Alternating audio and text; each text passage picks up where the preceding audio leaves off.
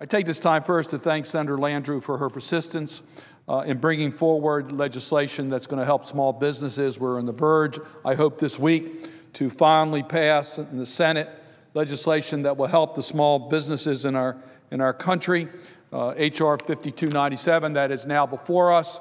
And hopefully we're going to be able to get this legislation through the United States Senate. What this bill really does is create jobs. I'm proud to serve on the Small Business Committee, and we've been working long and hard. Many of the provisions that we have supported in our committee on a strong bipartisan basis is included in the legislation that's now before us. This bill is about helping small businesses so we can create more jobs for our community.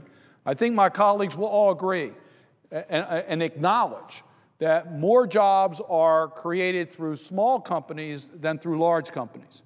And if we are going to be able to grow our economy, we have to help our small businesses. It's also known that innovation is more likely to come from the opportunities from small companies. So we really need to pay attention and help our small companies help our economy grow. The bill that is before us incorporates many of the provisions that have been voted on in a bipartisan way by the Small Business Committee. But let me tell you this. I've traveled the state of Maryland. During our August time when we were back in our states, I had a chance to visit all parts of the state of Maryland and visited many small business owners. And the number one issue they continue to raise with me is the availability to be able to borrow money, to get credit for their businesses to expand. We spend a lot of time trying to help the Wall Street bankers, but quite frankly, Mr. President, it hasn't gotten to the small business owners. They're not able to get the type of loans at an affordable cost so that they can expand their businesses. This bill will help. This bill provides strength to the SBA. I think all of us agree the Small Business Administration has the tools to help small companies, but we need to give them tools that can work in the current economy. So this legislation extends the 7A loans under the SBA from $2 million to $5 million, the 504 loans from $1.5 million to $5.5 million, and the microloans. They may not seem like a lot of money, $35,000 to $50,000, but that could be the key piece of the puzzle necessary for a company to start or expand and create more jobs in our community. The legislation also extends the SBA guarantees to 90% and waives the costs so that we can make it affordable. The legislation sets up an intermediary lending program so that we encourage banks to make more loans to small businesses. In all, it's estimated that it will generate $5 billion of credit for small business, creating 300,000 jobs. That's quite a step forward, quite an important step forward to help our communities. In addition, Mr. President, the legislation includes helps to our states. In the state of Maryland, we have our own program. Governor O'Malley has a program that's aggressively helping small companies in Maryland. The problem is, as you know, state budgets are strapped.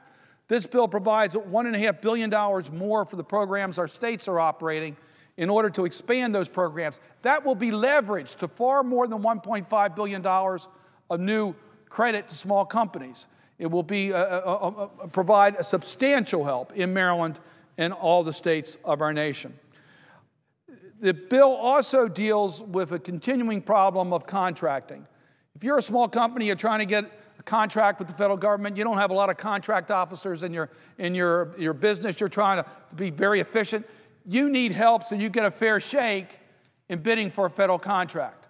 Unfortunately, today there's been abuses known as bundling, where agencies have bundled together a lot of small contracts into a large contract, making it very difficult for a small company to get any part of that federal contract. In addition, there is prime contractor abuse and not paying the subcontractors, which are generally more likely to be the smaller companies, on time. This legislation incorporates the work of our committee to make it easier for federal procurement officers to enter into contracts with small businesses. The proposal is estimated to create another 100,000 jobs in our community. This is what we need to do. Everybody, these aren't partisan issues. These are bipartisan. I don't know of anyone who disagrees with our efforts to try to help small businesses with more credit or make it easier for them to deal with the federal government.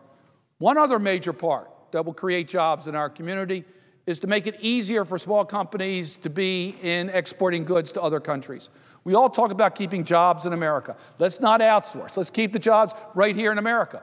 Well, again, if you're a small company and you're trying to get through the bureaucracy of exporting, it can become very difficult. This legislation makes it easier for our small companies to be able to participate in international trade, keeping jobs here in America, creating more jobs, helping our economy, reducing the balance of payment problem we have with other countries. It's a win-win-win situation for the U.S. economy. In addition, this legislation provides tax relief for small companies. Tax relief.